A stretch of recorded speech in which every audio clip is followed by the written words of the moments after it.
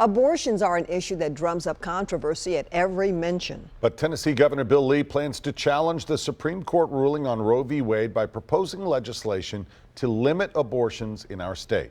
News Channel 5's Kyle Horan is with us now. And Kyle, what are the specifics of this proposed legislation? Well, there are three major provisions the governor is looking at. He says the purpose is to protect unborn children.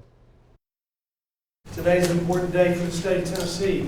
Few causes can bring out this many members of both the state House and Senate. Lawmakers who support an issue that divides and that people feel so strongly about. I believe that we have a special responsibility to protect the most vulnerable members of our community. And no one is more vulnerable than the unborn. Governor Bill Lee is proposing legislation that bans abortions at the time a fetal heartbeat is detected. He's proposing provisions that make ultrasounds mandatory for women seeking abortions.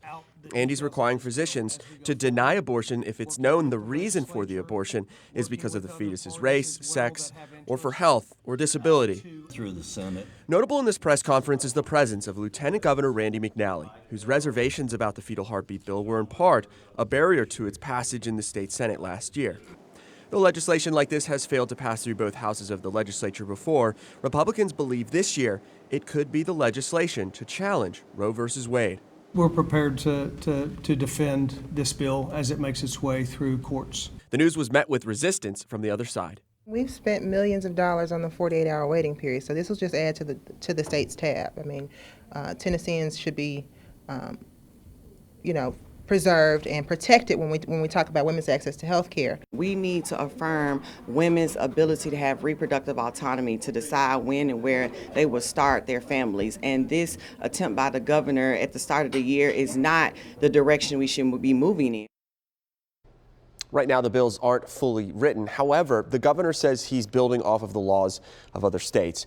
Joining me now with more reaction is News Channel 5's Jason Lamb. Jason, what are pro-choice advocates saying tonight? Well, as you can imagine, they're coming out in opposition of this bill. Advocates for Planned Parenthood were in the room when Governor Lee made his announcement of his plans to make Tennessee, as he put it, the most pro-life state in the country.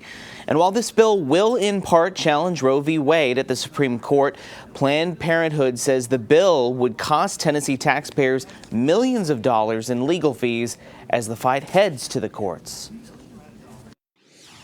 The Lee administration is wanting to use this as a test in the courts, and so he's planning on spending millions of dollars of taxpayer money to fund this effort, even though everybody knows that abortion and the right to an abortion and bodily autonomy is a constitutionally protected right for all people.